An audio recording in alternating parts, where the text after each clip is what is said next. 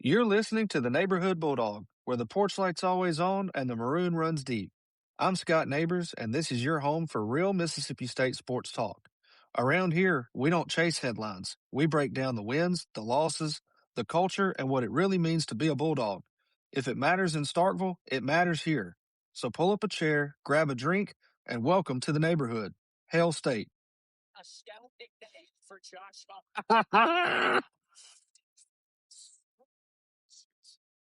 Stars.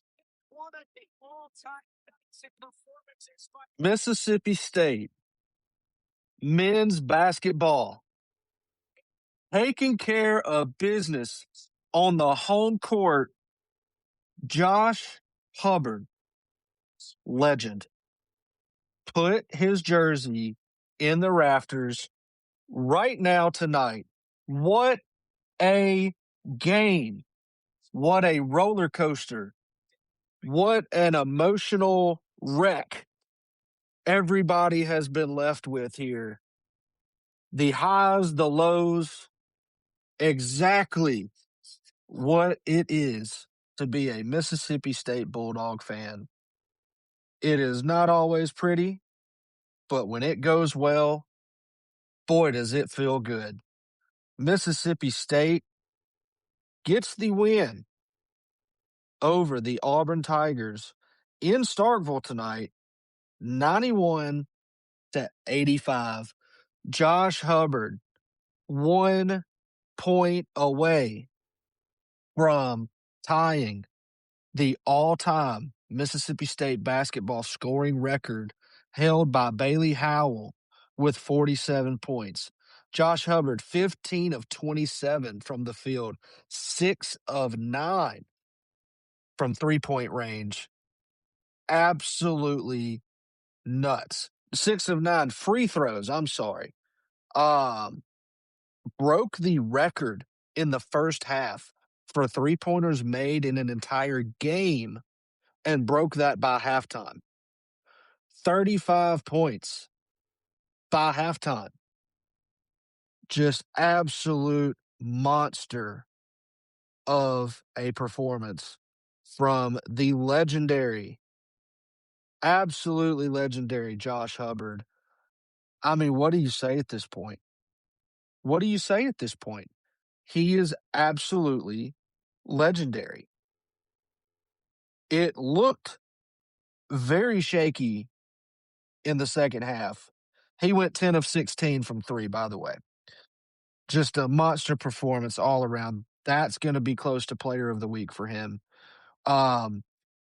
Mississippi State with an 18-point second half lead. What does it mean to be a Bulldog? We are used to heartbreak. And boy, we thought we were fixing to have it. We blow an 18-point lead in the second half to Auburn. What hurts more? You blow the lead to Auburn, and Keyshawn Murphy, who transferred to Auburn from Mississippi State in the offseason. The last thing you needed to happen was Keyshawn Murphy have a big game for the Tigers, and he didn't. 7 points held him in check, and Josh Hubbard just popped off. Absolutely went off. We blow the lead. The lead changes several times. But right there at the end, man, the Bulldogs, being Bulldogs, end up pulling out a 91-85 win over the Auburn Tigers to bring their season record to 13-13. I was afraid we were going to have to get on here and have a truth talk and have a little rant going, but thank God, McGee, Epps, Hubbard, all three stepping up in crunch time at the end of that game to get it done and take home the W. One of the all-time greatest basketball games and performances in Mississippi State men's basketball history. That game will never be forgotten. Josh Hubbard just wrote his name in stone as a Mississippi State Bulldog legend. I cannot believe what I just witnessed. I cannot believe what we just saw from Josh Hubbard and Mississippi State basketball. Thank God they come back and get the win. Hell State. The Diamond Dogs pulled off a win 13-7 over the Troy Trojans on Tuesday night. We talked last week about Troy being a very good midweek opponent. Last year spent a lot of time on the edge of the top 25, snuck into it a few times. Really interested to see what Skylar Meade's team was going to do this year. And after kind of a slow start last weekend for the Trojans, Tuesday wasn't much better. The Bulldog offense woke up like we talked about that they needed to, and they did it in a big way. Um, at the end of the first inning, it was 4-0. By the end of the second inning, Mississippi State had jumped out to a 7-0 lead, which is exactly what you want to do as an offense facing a pesky midweek opponent like Troy can be, and that we've seen in the past. Troy beat Mississippi State last year. So Mississippi State's offense had a great night, actually scored in all but 3 innings on the night. Player of the game for me, easily, no question, Ace Reese. Monster game from Ace Reese. 5 for 5, 3 runs scored, 3 RBIs, and a 2-run home run in the second inning that went off the batter's eye. Just an absolute missile of a home run by Ace Reese there. Vitas Valenkas got his Bulldog career started in a big way as well, going 3 for 3, scoring 2 runs and 4 RBIs on the night for him. Sean James catching for the Bulldogs on Tuesday had a big night himself with a 2-run home run, his first collegiate home run in the 5th inning. So not only did Mississippi State's offense wake up like they needed to, they did it against what's considered one of Troy's best pitchers, Blake Dean. He only went 1.1 innings, 7 hits, 6 earned runs, and 2 strikeouts. The Bulldog offense had him pegged from the first pitch of the game. Really impressive stuff from the plate for the Bulldogs. On the mound, it looked even better. Duke Stone getting the start for Mississippi State. 4 innings, 1 hit, 1 earned run, and 6 Ks on the mound for him. William Kirk following him up with just 2 innings pitched, but he actually got the win. Chris Billingsley, after a rough appearance over the weekend versus Hofstra, he had some walk the bases loaded, got hit around a little bit, looked sharp at times, but just could not keep it together. Had another rough outing on Tuesday night. 2 hits, 1 earned run, 1 walk. He didn't finish the inning that he came in to pitch. So Chris Billingsley is going to have to figure it out. He is too talented to keep going out and getting run out from walks and lack of control. That just cannot happen when you have the talent level that he does. So Brian O'Connor's going to have to dig deep in his bag of being a pitching coach from way back when and get Chris Billingsley right and get him right quick. It's hard to write a player off this early, but he's going to have to figure it out very fast here. And he's running out of time if he wants to stay in the rotation of relief pitchers moving forward. The most exciting thing that I think Mississippi State fans saw was on the mound Tuesday night with the debut of the talented true freshman, Jack Bauer, of course, number 24, just like the TV show. And boy, did he live up to it. True freshman, left-handed pitcher, can touch 103 miles an hour. Still don't know how he got to campus, but I'm very thankful that he did. 1 inning pitched, 2 earned runs, 3 walks, and 3 Ks for the freshman. He started off the outing with a 99-mile-per-hour fastball that almost took a player's head off. And then he came right back and snapped an absolutely disgusting slider wrapped around the back knee of the batter there. When you are throwing 99 and 100, and then you can break off a slider that is 87, 88, 10, 11 mile per hour change there with the movement that it had, you have no chance as a batter. And that's exactly what Jack Bauer displayed on his outing on Tuesday night. The second inning he came back, we weren't sure if he would come back for another inning after the great appearance he had. But in the second inning, he lost a little bit of control, maybe some freshman jitters. Um, had a hard time finding the strike zone and ultimately had to leave the game. Too many walks there in that second inning. But that was Tuesday. Mississippi State gets the big win again, 13-7 over Troy. Moving into Wednesday, today as we're recording actually, Mississippi State played Alcorn State. And I want to address something really quick. The other night on our episode where I previewed the week, I said that Alcorn State is an abysmal baseball program. And I want everyone to know that I meant every single word of what I said about Alcorn State. They have won 30 games over the past 6 years, 5 or 6 years. 6 games. 30 games. Last year went 6 games. The year before, you're talking about records 2-38, 3-45. Just absolutely atrocious. And it wasn't always like that. The SWAC used to be a competitive conference. Jackson State, Grambling, Southern U, when Carrick Jackson was the coach there. The SWAC had some really, really talented baseball teams just in the last 10 years or so. So for Alcorn to be that far behind when the other teams have been semi-successful, there's really no excuse for it. And Wednesday was big for me because people wanted to see, okay, what do they do after I might have given them a little motivation? Well, they followed that up by losing 19-0 in 7 innings to Mississippi State. They had 1 hit, and their starting pitcher was throwing 58 miles an hour in Division I baseball. What else is there to say? You can't be mad when you speak facts. And I speak facts on this show.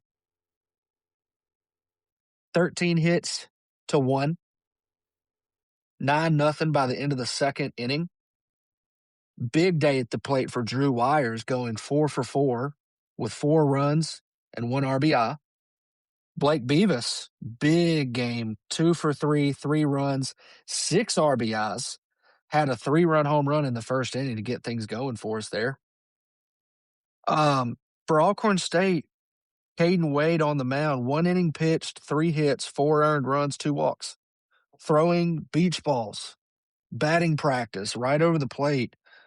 I understand it's Alcorn State versus Mississippi State, but you're talking about Jackson State came in and has nearly beaten Mississippi State several times. Grambling, Southern, they have all played Mississippi State extremely competitive over the years.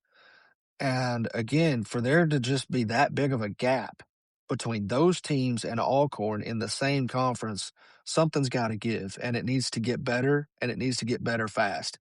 The Alcorn State fans deserve better because of the history of athletic prowess that has walked that campus.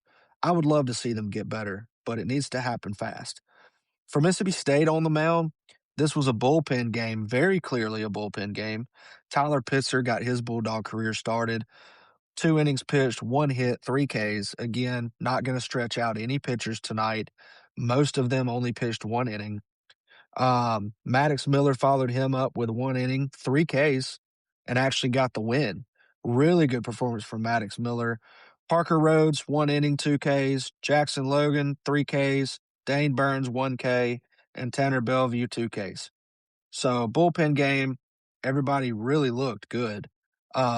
Really enjoyed watching that tonight. Again, 19-0. Again, the offense did what you expect the offense to do, and the number 4 team in the country did exactly what you expect the number 4 team in the country to do against a team like Alcorn State. So really good there for the baseball team Tuesday and Wednesday, getting done with the midweek and moving into the weekend where they will face the Delaware Blue Hens. Don't know much about Delaware till I did some research. One thing that surprised me, I did not know Delaware was in Conference USA, first of all.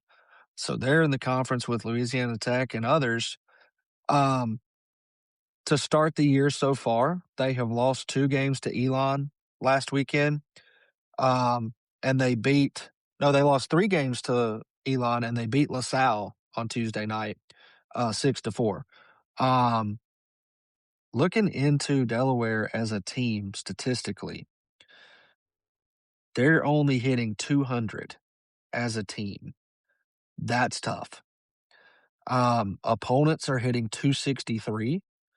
So again, Mississippi State's offense is going to have to be ready to go. And I would like to see them jump on Delaware early and get the offense rolling fast. Another stat that jumped out for me, Delaware as a team is only 1 for 2 on stolen bases. Opponents against Delaware are 6 for 6 on the season. So I would expect the Bulldogs to be moving on the bases as we get these games going this weekend. Pitching, I thought I knew what Delaware would do based on what they did last weekend against Elon. Jackson Holcher started the game on Friday with Elias Conway coming in. They both pitched on Tuesday in a midweek game. So I don't know what Delaware does. The rotation has not been announced yet. But Jackson Holcher, one of their main pitchers, junior right-handed pitcher, came from William and Mary College. Last year at William and Mary, he broke the record for innings pitched in a season. So you can tell they will use him quite a bit. Conway, junior left-handed pitcher, 20 innings pitched in 2024, more, 35 innings pitched in 2025. So he's getting more and more usage for the Blue Hens there. Second game, Dylan Bryan, a junior lefty, got the start on the mound. He went 20 innings in 2025. And Doug Morose, a graduate pitcher, a big guy, 6'5", 230, had 13 innings pitched in 2025. So they always kind of pair the same two together with the starter, the best I can tell looking back at their past games. The person that started the game against LaSalle was Andrew Callaway, another junior left-handed pitcher. They love their left-handed pitchers up and down the roster. 29 innings pitched in 2025. So, again, another guy that's going to get a lot of usage for the Blue Hens. I would expect to see just about all of these at some point this weekend. Holcher and Conway may end up being the Sunday pitchers for them. Can't say exactly when, but again, I would expect to see all of these guys this weekend. At the plate for the Blue Hens, looking at who we need to focus on, okay? Evan Bolden, number 7. He is currently hitting .462 on the season for Delaware. He is 6 hits, 2 doubles, 1 home run, and 4 RBIs. He is a senior, okay? The big story surrounding Evan Bolden is he is kind of that guy for the Blue Hens, that legacy player. He is the Delaware Blue Hens. Tuesday night versus LaSalle, he hit a home run, and that home run was actually his 200th career hit for Delaware. Next guy besides him is going to be number 16, Vincent Davis. 385 batting average. He's got 5 hits, 1 home run, 3 RBIs. He's a junior. Those 2 guys in that lineup are who we are going to have to focus on when we are scouting going into these games this weekend. Those 2 guys are the ones that can perform and get the runs on the board for Delaware. So I hope the Bulldog pitching staff is ready. Speaking of the Bulldog pitching staff, we don't know who the rotation is yet. But going off of last week, we actually had Ryan McPherson, Charlie Foster, and then Tomas Valinkas. A lot of talk about Valinkas. He had a great start on Sunday. Ryan McPherson pitched great on Friday. Charlie Foster did not do so well. He needs to get it back together. I would expect to see him starting. I would expect the same rotation, maybe just in a different order. You may start to see Valinkas move to that Saturday role. It'll be interesting to see what Brian O'Connor decides to do with the pitching rotation there. Um, After the game tonight, Brian O'Connor actually gave some injury updates. Reed Stallman, he had pulled him from the game the other day, just thought he didn't look right. It was a little weird. He was playing well, and he just said he tweaked something, but he said he will be back this weekend. That is going to be huge for our lineup. Noah Sullivan apparently tweaked his back in practice on Monday, and so he is actually day to day. Brian O'Connor said he was swinging at some today, looked okay, but still not going to take any chances there, bringing him back too early on that. So I don't know if State's ever played Delaware, um, but to be completely honest with you, this should be a sweep. Okay. The Bulldogs should not be losing a game to Delaware. Now, that's no disrespect to Delaware. They're Delaware, we're Mississippi State. It is what it is. We're the number 4 team in the country. We need to act like it. And I'm not going to apologize for acting like it. I mean, we're in the SEC. They're in Conference USA. They play up north. We play down south. I mean, there's a lot of differences there that say Mississippi State should win every time we play them. If they do end up pulling off a win, that will be severely impressive because I don't think Delaware is that good of a hitting team. You're batting 200 as a team and you're 4 or 5 games into the season. I don't like that. I don't think that's very good. So we will see what happens with the Diamond Dogs this weekend. I cannot wait, once again, having a 3-game set to see Brian O'Connor's Diamond Dogs. I cannot speak enough about how excited I am to have Brian O'Connor be the Mississippi State head baseball coach. I used to work for Mississippi State running TrackMan Radar under John Cohen, Butch Thompson, Nick Mingione.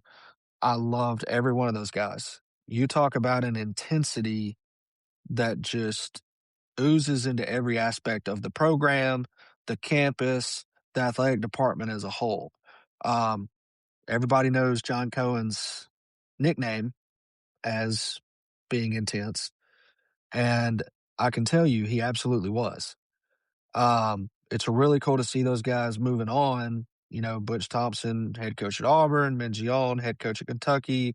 Um, there's a lot of Mississippi State guys all throughout the SEC coaching college baseball. And we may even see some with some head jobs soon that were players for Mississippi State back in the day. So, really excited about that. Brian O'Connor kind of brings it back to that intensity level that John Cohen had here. And I really think he's going to get us consistently where we want to be as a program. Now, is that winning national titles every season? No, probably not. That's really hard to do. However, do I think Brian O'Connor wins a national title as the Mississippi State head coach? 100%. I absolutely do. Will it be this year? I have no idea. But I would expect to be competing for Omaha, competing for the national championship year in and year out under Brian O'Connor as the head coach. That is why you hired him. That is why you pay him almost $2-3 million a year to be the baseball coach. You don't see that level of salary for baseball coaches unless you are absolutely elite. I think the only coach that was making more than Brian O'Connor at the time that he got hired was Tony Vitello at Tennessee. Now that he left and went to the San Francisco Giants, Brian O'Connor may be the top paid coach in college baseball, certainly in the SEC at this point. So, really excited for Brian O'Connor and to just continue moving forward in this era here. Looking around at the rest of the athletic department for Mississippi State, softball had a big win Tuesday night versus Southern Miss in Starkville. Always good to beat the other Mississippi teams, no matter what sport it is. And women's basketball, Sam Purcell and the ladies, we talked about their season is winding down. It is very important that they get the wins when they have the opportunity. We talked about hopefully they can go at least 2-1 this week. They started that off great on Monday night with a win over Arkansas, 75-66. Moving into the rest of the week, they will face Florida. And then I believe it's next Sunday, they're going to face Vic Schaefer and Texas. So hopefully you beat Arkansas. I would expect to beat Florida and honestly probably lose to Texas at this point. But if we could somehow go 3-0 in that stretch this week, you're maybe 2 more games left before you get into the SEC tournament. And then once the SEC tournament starts, everybody knows that anything can happen. So I like where Sam Purcell has the ladies in terms of a tournament bid. I think he's doing great, and I think they will have a good shot to continue their season and extend it on. Again, shout out to Coach Ricketts, 11-0 on the season. You can't win them all if you don't win the first 11. And Brian O'Connor, you can't win them all if you don't win the first 4 or 5, whichever it is at this point. I think 5-0. Let's keep that going against Delaware with a 3-game sweep this weekend. And boy, does it get tough next week. I'll be back with you after the weekend to recap our 3-game set versus the Delaware Blue Hens. Thank you for hanging out with us tonight, and Hail State.